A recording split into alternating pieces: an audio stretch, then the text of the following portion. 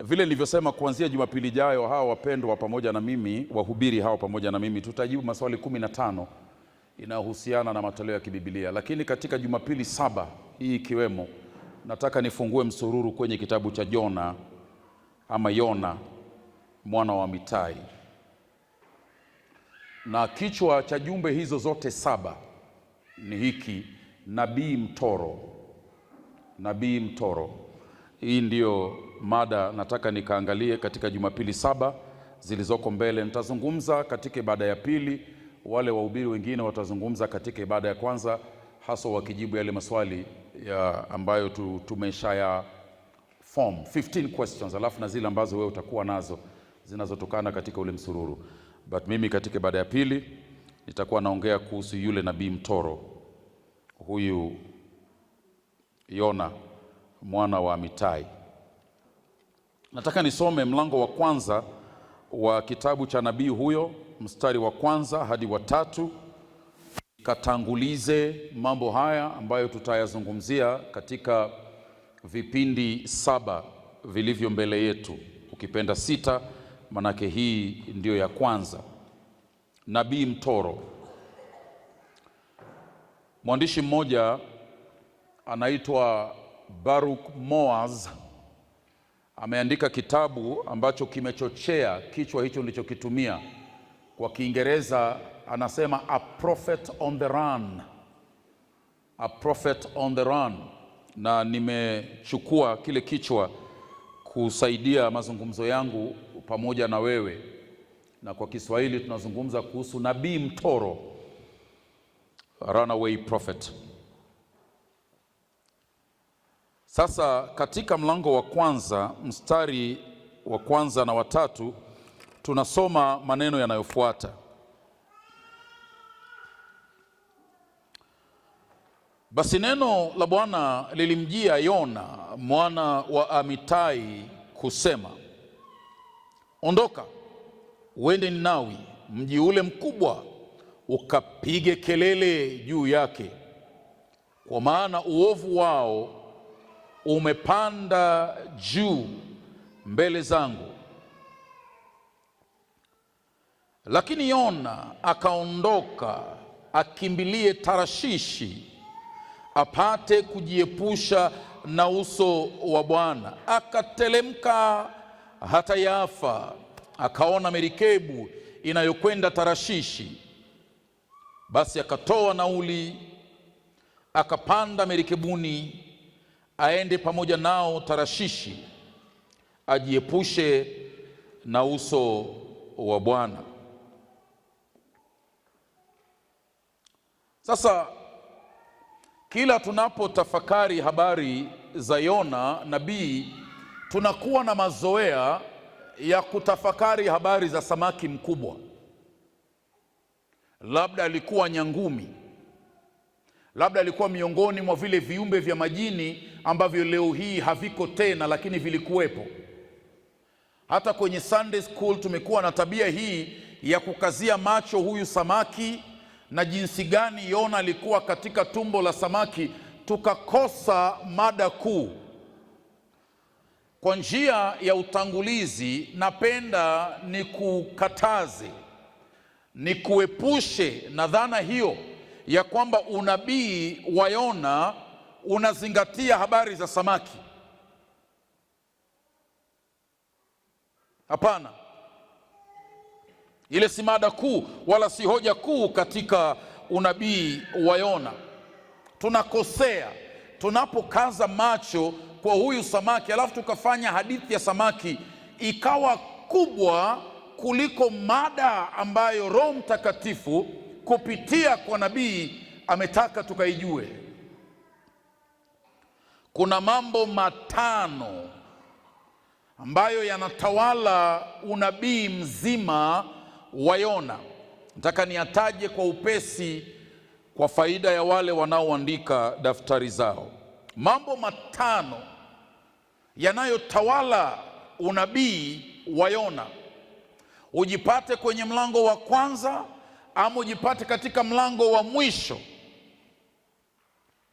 Hoja hizi 5 ndio hoja kubwa zinazotawala sura zote 4 za nabii Yona,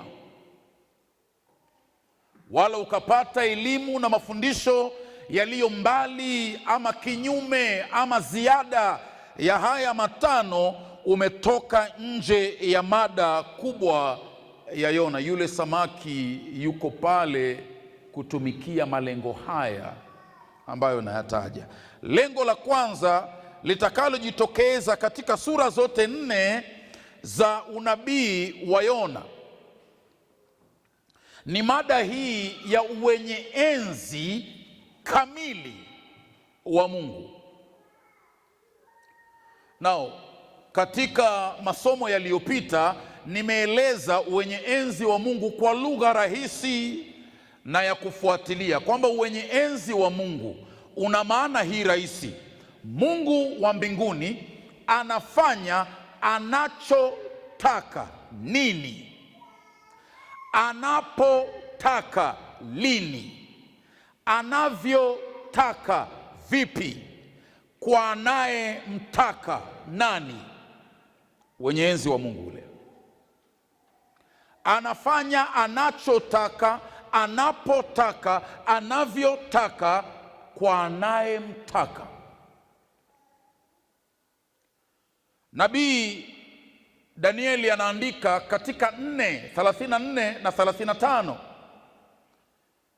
anasema, nami Danieli fahamu zangu ziliponirudia, nalifahamu kwamba kuna Mungu wa mbinguni, naye anatawala katika jeshi la mbinguni na kati ya wakaazi wa duniani, wala hakuna awezaye kuzuia mkono wake wala kumuuliza unafanya nini wewe. Huo ndio wenye enzi wa Mungu. Mada hii itajitokeza tena na tena na tena katika sura hizi 4 za unabii wa Yona. Mungu anafanya anachotaka, anapotaka, anavyotaka, kwa anayemtaka. Utaona mada hiyo ikijitokeza. Anapomwita Yona mwana wa Amitai, anamuita anachotaka, anapotaka, anavyotaka kwa huyu Yona mwana wa Amitai.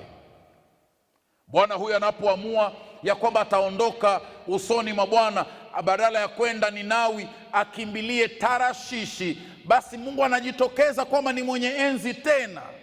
Ataambia asilia, bahari ifanye anachotaka, anapotaka, anavyotaka, kwa anayemtaka. Hoja linajitokeza tena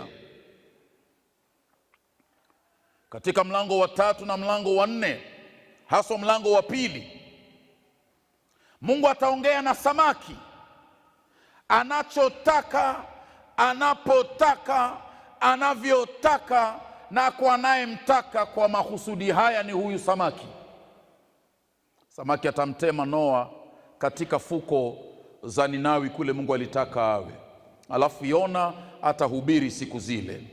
Wale watu watapandwa na Mungu, watu wa Ninawi wakiongozwa na mfalme wao. Mungu atafanya anachotaka, anavyotaka, anapotaka, kwa anayemtaka. Mungu anasamehe Ninawi, pamoja na kwamba Yona hapendi jambo lile. Katika mlango wa 4 kuna kisanga kinajitokeza pale.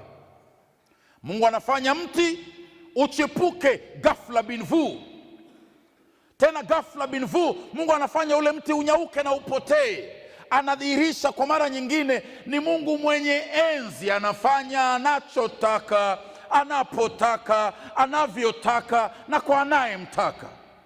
Ni mada ambayo huwezi kujiepusha nayo, hasa ukibaki na samaki na vile samaki alimeza Yona na vile Yona alipata shida kwenye tumbo ya samaki. Umekosea. Hoja kubwa ni wenye enzi wa Mungu. Mungu anatawala kila kitu.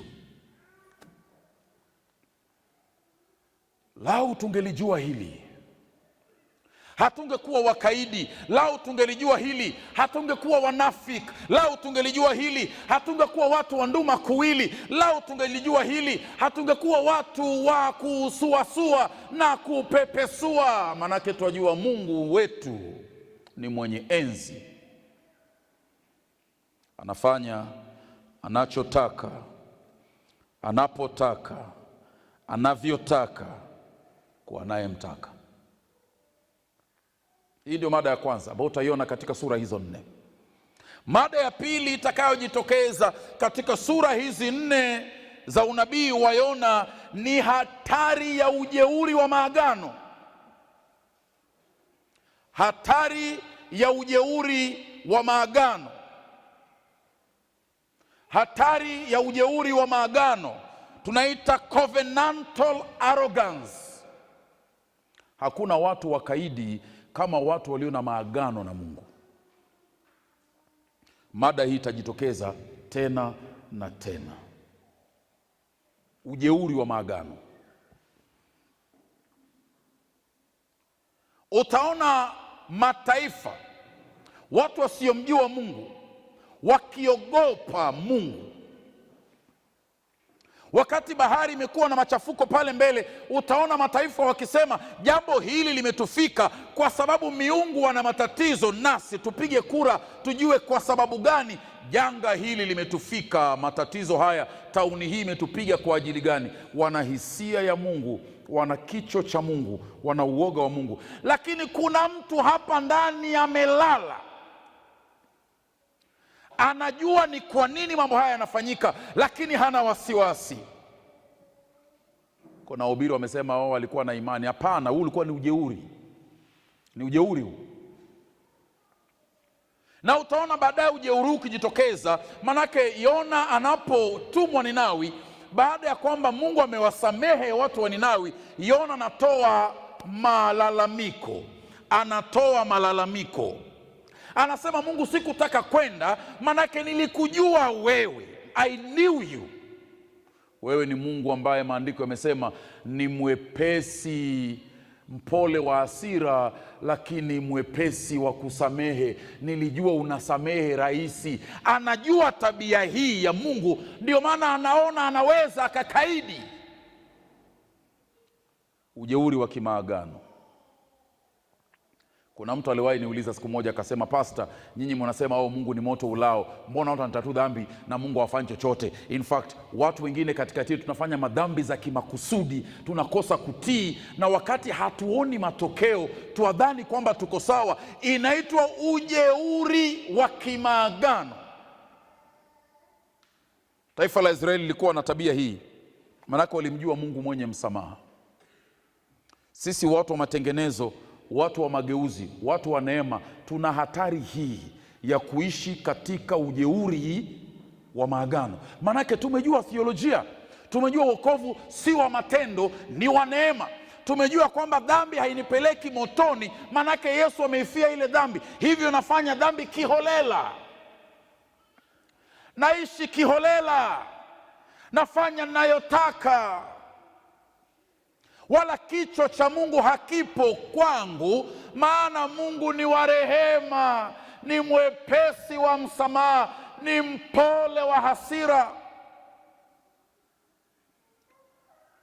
Sasa tutasoma katika maandiko ya kwamba kile Mungu anafanya si kwamba ni wa huruma tu, lakini anaacha kikombe kijae hasira kwa kila ukaidi, kwa kila kibaya, kwa kila ujeuri unaofanya. Unaongeza kwenye kile kikombe, unaongeza. Wewe hukioni kile kikombe, Mungu anakiona. Kuna wakati kitajaa.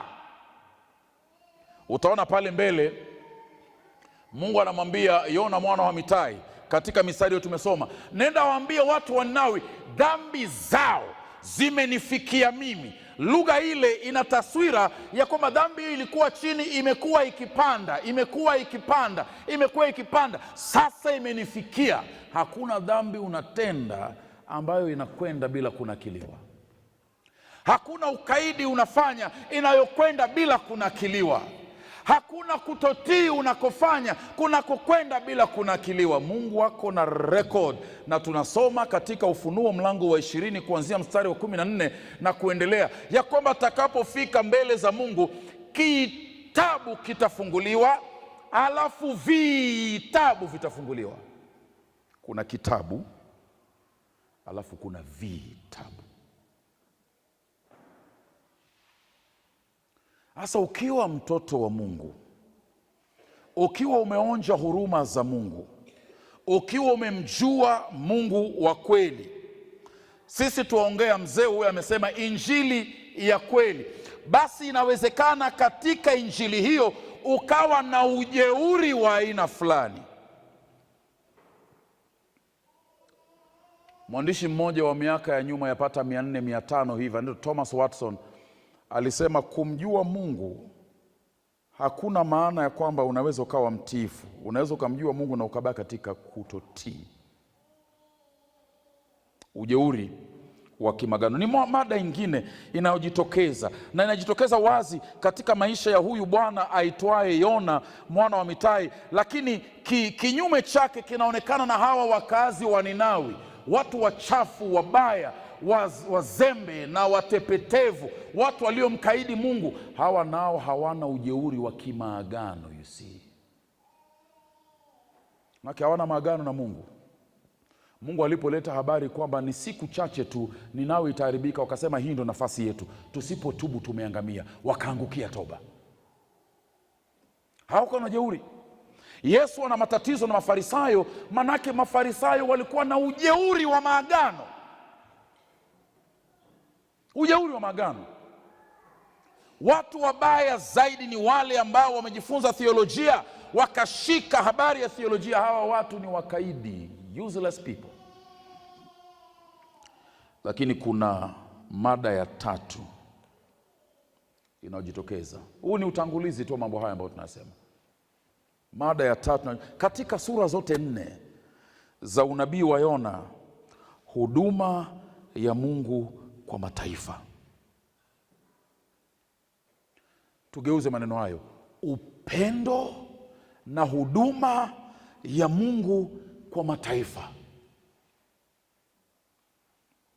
Kwamba Mungu ana mpango na mataifa, Mungu ana mapenzi na mataifa, Mungu ana malengo na mataifa, Mungu ana huduma kwa mataifa, Mungu anataka mataifa wafikiwe, na anamtuma Yona, anasema nina malengo na mataifa na kuhusisha wewe katika malengo hayo. Yona, utashirikiana nami katika malengo haya ama utanikaidi? Sakata hii nzima inaanza wakati Mungu ameangalia Ninawi, ule mji ndio ilikuwa Siria, ile taifa ambalo lilikuwa maadui na Israeli, taifa la waabudu wa sanamu na watu wabaya, wenye dhambi, makaidi. Lakini hata hawa ambao ni wabaya, ni wakaidi, ni wenye dhambi, ni watu wabovu, wameoza, tabia chafu, hata hawa Mungu ana mapenzi nao. Mungu anataka hawa pia. Alafu Mungu anakuja kwa Yona mwana wa Amitai, anasema, Yona, watu wa Ninawi uovu wao umefika kwangu, na kutuma sasa, nenda. Na sakata yote hii, sura zote hizi 4 ziko hapa kutuambia jambo hili. Taifa la Israeli ni taifa teule kweli. Wewe uliyekaa hapa ndio Israeli ya leo. Wagalatia 6:16-17 inasema hivyo.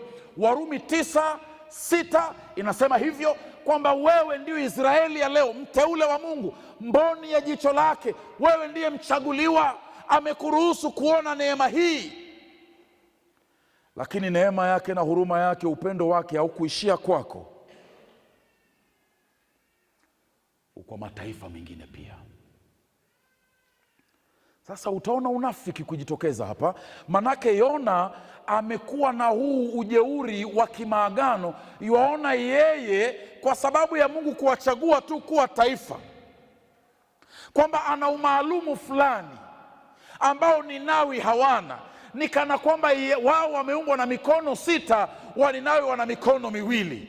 Wao wana macho 8, Waninawi wana 2 pekee. Ameweka tofauti, akaona neema za Mungu zinaweza kuwa kwake peke yake. Hasa anapotumwa Ninawi, anasema Mungu, hapana, huko siwezi kwenda. Wale watu ni wabaya, wale watu ni wachafu, wale watu ni maadui wa taifa lako. Na wakati mwingine ndivyo tulivyo. Hata pua zetu tunapoziinua kwa wale watu ambao tunadhani ni wa injili mbaya, wale ambao tunadhani hawajui ukweli, tunawazungumzia namna gani? Dada mmoja katika kanisa hili, ni dada mpendwa sana, karibu sana roho yangu, alikuwa na mazoea ya kusema, Pastor, mimi nashindwa na watu hawa, wanafikiriaje? Akili zao ziko wapi? Akiona watu na budu wanafikiria nini? Lakini Mungu alimsaidia siku moja, akaniambia, Pastor, nimeelewa. Hata mimi pia nilikuwa kama hawa, lakini Mungu tu alinifungua macho, Mungu tu alinihurumia, Mungu alinifanyia neema hii. Kwa nini Mungu amekuokoa katikati ya ndugu na dada zako wa nyumbani? Kwa nini wewe? Kwa nini si wao? Kwa nini wewe ndio umetoka Uislamu, wale wamebakia? Wewe una akili gani kuwaliko? Digiri ngapi unazo wewe?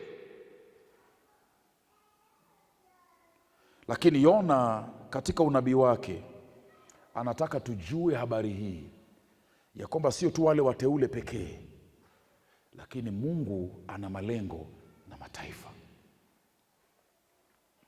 Natumai kwamba baada ya misururu hii 7 tutachochewa katika nafsi zetu, katika maisha yetu, kumwangalia jirani aliye kando yetu, yule ndugu yetu aliye kando yetu, kwamba Mungu ana malengo naye, na Mungu anataka mimi ndio niwe chombo cha kumfikia yule.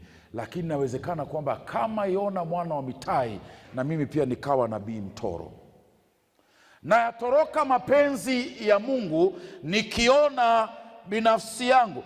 Jambo la 4 ndilo hili, mada kuu inayojitokeza, utangulizi tu.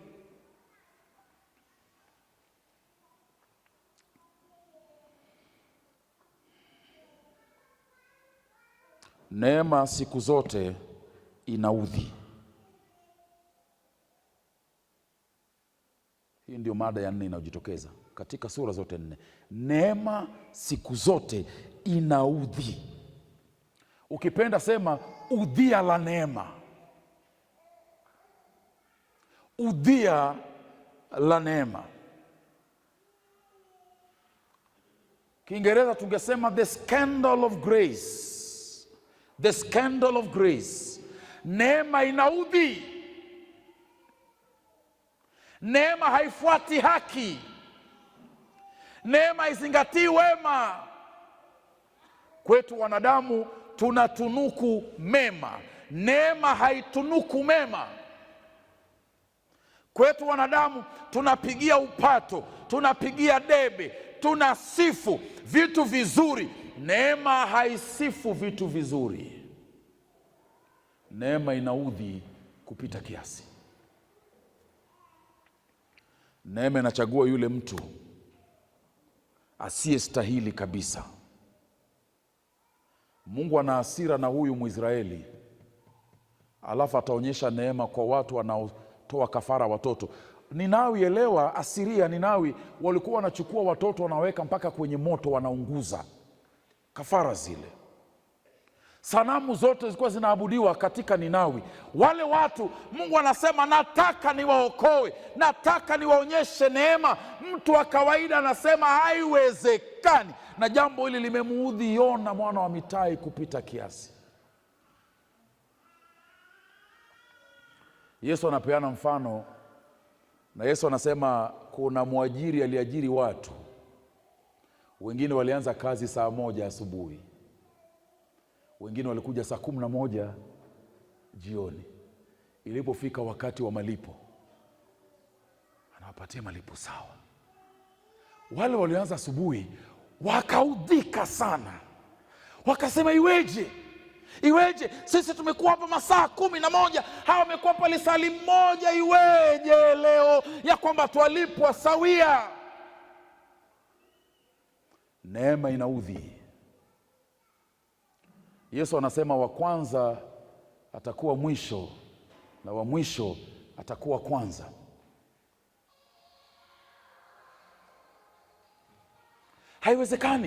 Haiwezekani wewe uwe na fikra hii ya kwamba kwa sababu umejituma sana, kwa sababu umetia bidii sana, kwa sababu umejipeleka zaidi, kwamba Mungu atakuhurumia na kupatia iliyo bora zaidi. Nimesikia watu wakilalamika wakati mwingine, pastor, tumeona nani alikuja hapa juzi, inakuwaje ameanza kuhubiri sasa? Sisi tumekuwa hapa, mbona hatujahubiri?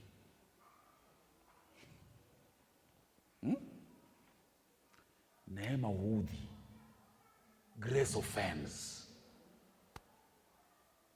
Sisi tumekuwa tu hapa hii miaka yote, hata kuambiwa tutoe ushuhuda hatujaambiwa tutoe ushuhuda. Kijoshua sikia vile mwita Kijoshua ni Kijoshua Kijoshua neema imemtambua. Neema huudhi. Yesu akasema sikuja kuwaita wenye haki katika toba, ila wenye dhambi ndio nimekuja kuwaita katika toba. Manake neema ni neema. Na Yona atatatizika na habari hii. Wewe sikiza habari hii. Huyu bwana aitwaye Hosea, Mungu anamwambia Hosea, kwenda chukua mwanamke kahaba umuoe. Akili iko wapi? Hamna akili. Mlete nyumbani, anamleta nyumbani, hakuna akili. Zaa naye mtoto, anazaa naye mtoto wa kwanza, hakuna akili. Mwanamke hajabadilika, ni kahaba bado. Mwanamke anakwenda kufanya ukahaba, alafu Yona amekasirika sana, ameudhika. Mungu anamwambia Yona, amka, nenda mchukue mwanamke umregeshe nyumbani. Unafikiri anafurahi akienda? Mungu analazimisha kufanya kitu ambacho roho yangu haitaki. Roho yangu haitaki. Anamleta tena mwanamke, anakaa nyumbani, anazaa mtoto wa pili. Anaondoka kwenda fanya ukahaba. Yona, nenda umlete. Anakuja tena. Alafu Yona alipokuwa na matatizo haya anajiuliza, Mungu unasema nini? Mungu anamwambia, hivi ndivyo nimefanya na Israeli taifa. Nimewasamehe, nimewapatia neema, wameondoka kwangu kama kahaba, ninawarudisha. Wanaondoka, ninawarudisha. Neema huudhi, neema haifuati fikra za kawaida. Anakuja Petro kwa Yesu Kristo, anasema, Bwana, nina ndugu yangu ananisumbua sana, ananiudhi zaidi, na kila namsamehe anarudia. Nimsamehe mara ngapi huyu bwana? Yesu anamwambia Petro, msamehe mara ngapi? 70 mara 7 mara 490 kwa kosa moja. Amekukosea heshima, Kwa hiyo kukosa heshima hesabu mara 490. Akikuibia anza tena.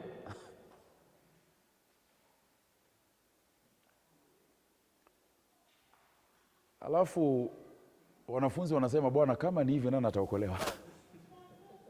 Kama ni hivi nani huyu anaingia ufalme wa mbinguni?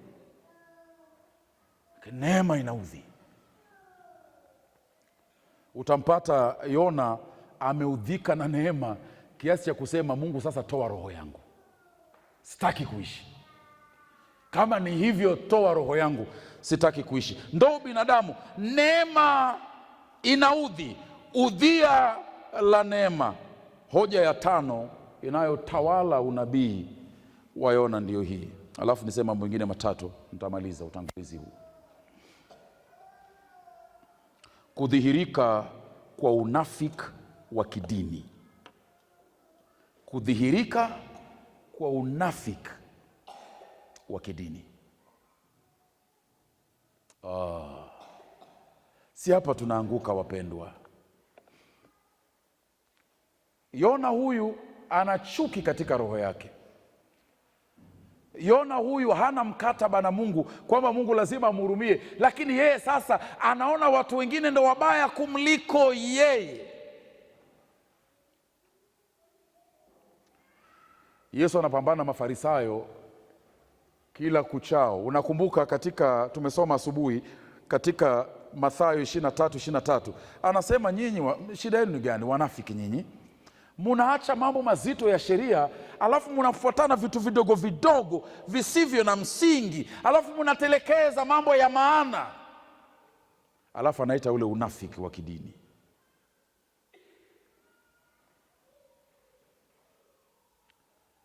wanaonekana nje wamepakwa rangi nyeupe, lakini ndani ni mifupa mikavu iliyooza. Unafiki. Inawezekana dhambi yako si dhambi yangu, lakini dhambi yako bado ni dhambi vile vile. Dhambi yangu si yako, yako si ya yule si ya yule mwingine, lakini dhambi ni dhambi yangu. Kwa sababu imetambulika, unaona uinue pua lako unitangaze jina langu, kwa sababu yako haijajulikana. Kwa kazi zote pia siitimizi sheria, nijapolia na kudhii hayaishi makosa. Warumi mlango wa 3 mstari wa 10-11 anasema, wote wametenda dhambi, hakuna mwenye haki, la hata. Lao wapenzi, tungeliangaliana kwa mitazamo hiyo, tungeliangaliana kama wenye dhambi waliosamehewa kwa neema. Ndugu huyu amesamehewa kwa neema jinsi mimi nimesamehewa kwa neema. Ndugu huyu dhambi yake ni ya usherati, tunaiona. Yangu ni uongo sugu. Hakuna jehanamu anaenda ambayo siendi, anayokwenda yeye ndio naenda mimi. Dhambi yangu ni ile ile. Unafiki wa kidini. Mara ngapi tunasikia mwenzetu amefikwa na jambo, labda mama Rubai huyu tulimsikia amemsengenya ndugu Henry kwa mfano, alafu tukakaa kikao, sasa tuwampiga mawe mama yetu, ni kana kwamba yeye ametenda dhambi kubwa zaidi dunia nzima. Tumekaa kikao, kile kikao hayuko. Inaitwa nini mkaa kikao na mwenyewe hayuko? Inaitwa nini? Masengenyo. Tunampiga mawe amesengenya, si tumekaa kikao tunafanya nini? Lakini si ni wenye haki. Unafiki wa kidini unadhihirika katika kitabu cha Yona. Sasa nataka nisema maneno fulani ya muhimu sana, matatu hivi. Mlango wa kwanza tuliosoma, mstari wa 1 hadi wa 3 inadhihirisha jambo hili bila shaka. Neno la Bwana likamjia Yona mwana wa Amitai. Alisikia, akaelewa, akaitika. Ingawa aliitika kinyume, lakini zingatia yale mawili ya kwanza. Alisikia, lilimjia, akasikia, akaelewa. Yona hakuwa na maswali, Mungu anasema nini? Neno la Bwana likamjia Yona mwana wa Amitai. Hakukuwa na wasiwasi wala tashwishi, dukuduku. Mungu amesema nini? Hiyo haikuwa swali. Mungu amezungumza, amesikia, ameelewa. Ni mwitikio una tatizo.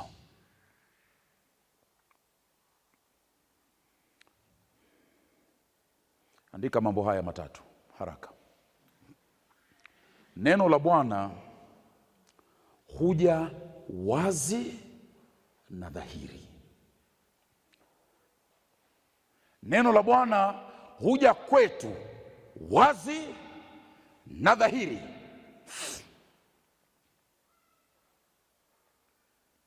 Anayekuja kusoma neno la Mungu na kusikia mafundisho na mahubiri akiwa na mawazo yale ya kwamba nataka kutii, neno humjia yule mtu wazi,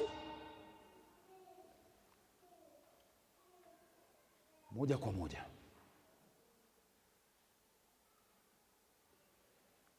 Clearly. Ndivyo neno la Mungu limemjia Yona mwana wa Amitai. Jambo la pili ndilo hili. Neno la Mungu likija humjia mtu kibinafsi. Sio tu kwa uwazi na ya kueleweka, lakini neno la Mungu huja kwetu kibinafsi. Naongea na watu wote hawa katika ukumbi huu leo. Mimi ni mtu mmoja, Roho Mtakatifu ndani yangu, sauti moja, lakini watu ni wengi. Ila watu hao wote wengi, neno la Mungu linawajia sio kama kikundi, lakini kibinafsi. Hatukwenda kusikia neno, nimeenda kusikia neno. Mungu hajatuzungumzia, Mungu amenizungumzia. Neno la Bwana likamjia Yona mwana wa Amitai. Makosa tunayofanya mara nyingi ni kujiangalia kama sehemu ya umati, sehemu ya gurupu, alafu inakuwa rahisi sana kusukuma lile neno mbali na sisi. Manake tumeambiwa, wengine hawana aibu. Utasikia wakisema neno la leo dada nani angekuwa hapa ingemsaidia sana, natamani angekuwa hapa. Manake kwa njia moja ama nyingine umesukuma lile neno kutoka kwa ubinafsi wako. Neno la Bwana likamjia Yona mwana wa Amitai. Limemjia wazi, amelisikia, amelielewa, lakini neno pia limemjia kibinafsi.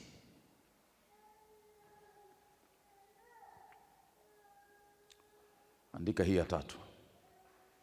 Neno la Mungu likija kwetu linakuja na mamlaka yanayoshurutisha utiifu. Neno la Mungu likija kwetu linakuja na mamlaka yanayoshurutisha utiifu. Kiingereza unasema authoritatively. It comes to us authoritatively. Inakuja kwetu na mamlaka yanayoshurutisha utiifu. Inakuja kwetu wazi, kibinafsi na kwa mamlaka. Mungu akizungumza hazungumzi mapendekezo.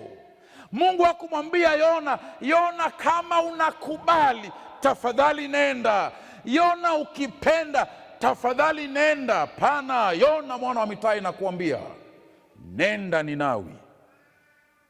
Manake kumbuka, ni Mungu mwenye enzi, anafanya anachotaka, anapotaka, anavyotaka, kwa anayemtaka. Sasa huyo Mungu mwenye enzi, kila maandiko yanapofunguliwa na kuzungumza, yana mamlaka ya kushurutisha utiifu.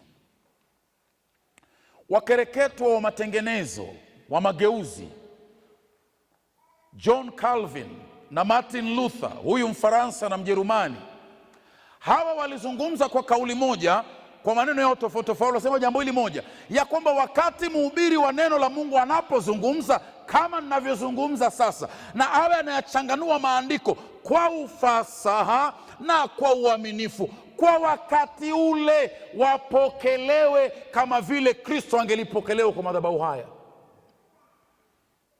Huyo ni John Calvin. Luther anasema wapokelewe jinsi utukufu ungelipokelewa, the way majesty would be received. Kama Kristo angesimama hapa na anaongea leo, kama yale nayasema yanatoka kwa maandiko na ni ya kweli na ni maaminifu, lazima uyapokee ni kana kwamba Kristo mwenyewe amesimama hapa anazungumza. Ni kana kwamba utukufu wenyewe umesimama hapa unazungumza. Kuna mstari katika Waefeso mlango wa 2 mstari wa 14, Mtume Paulo anazungumza jambo la kustaajabisha. Anaambia Waefeso ya kwamba yeye, na yeye ni Yesu, yeye alikuja kwenu mliokuwa mbali na mliokuwa karibu, akawahubirieni amani. Yeye Yesu alikuja. Mimi nimesoma maandiko sana, na hakuna siku Yesu alikwenda Efeso. Huduma ya Yesu katika maili 9 ya Palestina, Israeli. Alipotoka, alitoka akiwa mdogo kuja hapa Misri na akarudi tena haraka. Huduma yake haikuwa nje ya Palestina. Mtume anasema nini? Mtume anasema wakati nilikuja kwenu wa Efeso nikawakilisha maandiko kikweli. Wakati huo ni Yesu mwenyewe alikuwa anazungumza nanyi. Ndiye anaambia alikuja yeye akawahubirieni nyie. Mwilini na mimi, lakini Yesu alikuwa anaongea. Kwa mara nyingine Thomas Watson, huyu mhubiri wa miaka 500 iliyopita, anasema kwamba mhubiri kama mimi nina kazi ya kuhubiria masikio ya nje, lakini kuna mhubiri wa pili anazungumzia masikio ya ndani, Roho Mtakatifu. Hasa maneno yakija kwetu hayaji kama mapendekezo, hayaji kama mambo ambayo tunapendekezewa, ingelikuwa bora ukifanya hivi. Hapana, ni amri, mamlaka. Neno la Bwana likamjia Yona mwana wa Amitai, ondoka, nenda Ninawi na ukawaambie. Andika jambo hili la 4 katika hoja hiyo.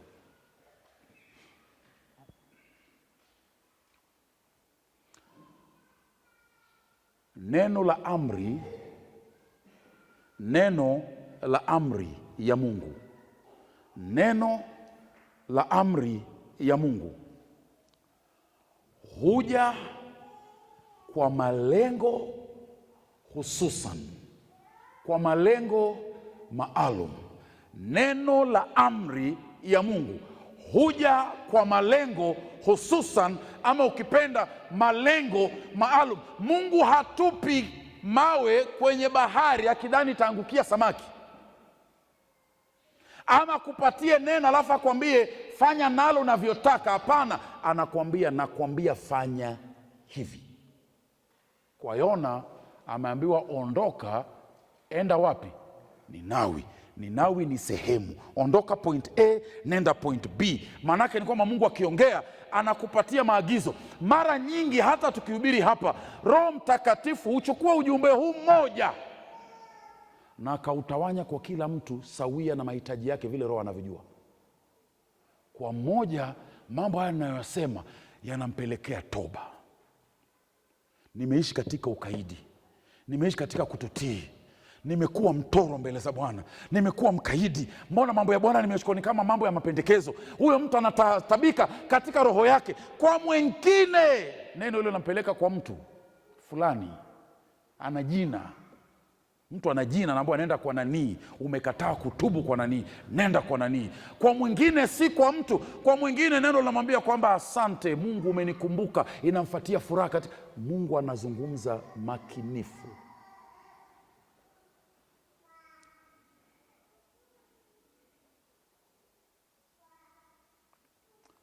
Kwa mara tena, hawa wahubiri waliohubiri miaka ya nyuma walikuwa na jumbe refu. Walikuwa tunaambiwa kwamba wanaweza kuandaa ujumbe wenye peji 20.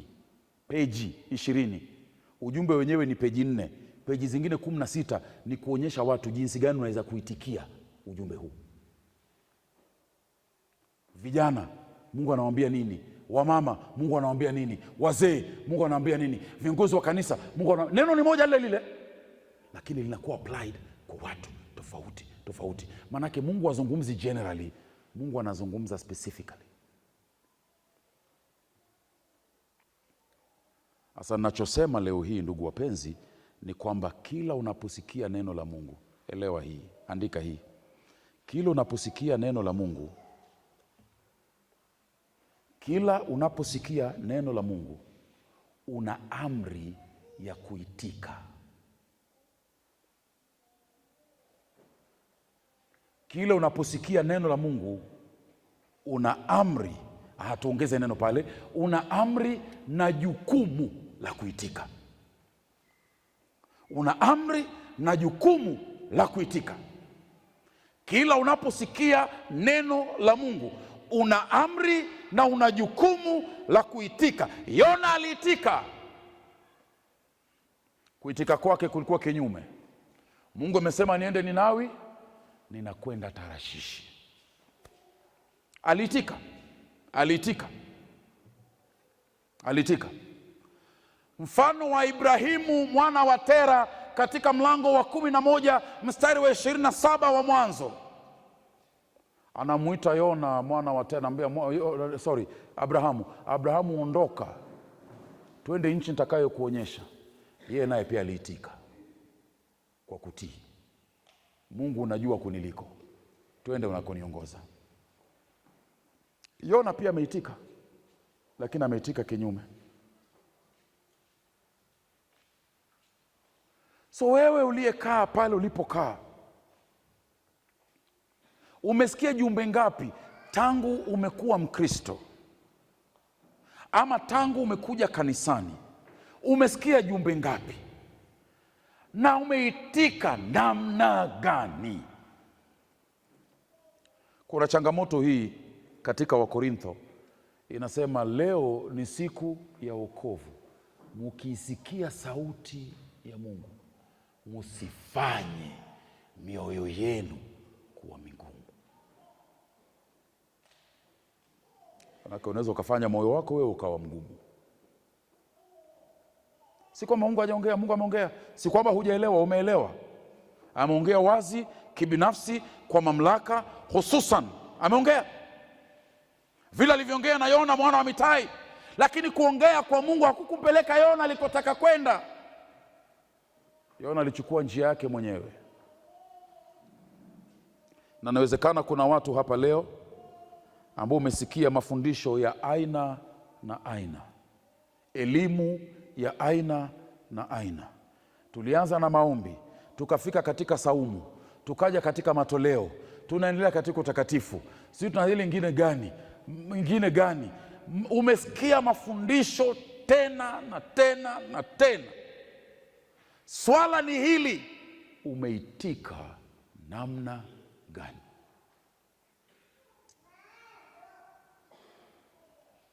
Mwandishi wa Ibrania katika mlango wa 4 anasema wale wa kwanza walisikia habari hiyo ambayo nasi pia tumeisikia, lakini habari walioisikia wale haikuwafaidi, maana hawakuichanganya na imani, hawakuitika kwa imani, hawakutii kwa imani. Yona amekataa kutii. Lakini ndugu wapenzi, kuna somo kubwa zaidi nataka nimalize nalo utangulizi huo leo. Katika Mathayo Injili, Yesu anazungumza kuhusu habari za Yona. Na Yesu anasema kama vile Yona alivyokaa katika tumbo la samaki kwa siku 3, vivyo hivyo mwana wa Adamu atakaa katika tumbo la nchi kwa siku 3 na atafufuka. Hii inaniambia kwamba Yesu anasema Yona na hali zake kwa njia fulani alikuwa kivuli cha yeye mwenyewe. Lakini Yona alikuwa kivuli kisichostahili. Manake Yona ingawa aliitikia kwa ukaidi, Yesu Kristo mwana wa Mungu aliitikia kutumwa na Mungu kwa kujitolea. Ukumsikia Yesu akisema katika Yohana mlango wa 6:39, nimekuja kufanya mapenzi ya Baba yangu aliyenipeleka. Kwa jinsi hii Mungu aliupenda sana ulimwengu akamtoa mwanawe wa kipekee ili kila mwamini asipotee lakini awe na uzima wa milele. Yesu alipotumwa hakufanya kama Yona, hakufanya kama wewe na mimi. Alitii. Kwa uchungu mkubwa sana Bwana wetu aliacha utukufu wote juu mbinguni, starehe yote ya juu mbinguni. Kitabu cha Wafilipi mlango wa 2 mstari wa 6 inasema kwamba alikuwa katika mfano wa Mungu mwenyewe. Waebrania mlango wa 1 mstari wa 3 inasema ndiye mng'ao, Yesu Kristo ndiye mng'ao wa utukufu wa Mungu. Injili ya Yohana 1 mstari wa 1 hadi wa 3, yeye aliumbiwa vitu vyote, wala hakuna kilichoumbwa bila yeye na kwa ajili yake. Katika Injili ya Yohana 17 mstari wa 5, baada ya kumaliza kazi yake anasema, Baba, sasa nipatie ule utukufu niliokuwa nao nawe tangia mwanzo. Yesu aliacha ule utukufu wote. Katika Wakorintho wa pili 8 inasema, yeye aliyekuwa tajiri alifanyika kuwa maskini, alivua utajiri wake wote kwa kutii. Tunaimbanga hii nyimbo, tutavua mapambo yetu na vitu vyote vya thamani kwetu. Je, tunapoimba ile nyimbo tunajihukumu katika unafiki ama tunaimba mambo ya ukweli? Bwana wetu Yesu Kristo aliacha utukufu wote kwa ajili ya nani? Kidudu mtu, mwenye dhambi, fedhuli, baradhuli, bahili, mzabizabina, mtu mwenye tabia chafu, mtu mwenye mawazo machafu, mtu mkaidi, mtu mjeuri. Mimi ndiye aliacha hayo yote, manake Baba amesema nenda kwa ajili yake, na akaja akachukua kifo cha aibu cha msalaba ili mimi nipate msamaha wa dhambi. Wewe unajiona vipi katika mambo haya? Unajiona namna gani katika mambo haya?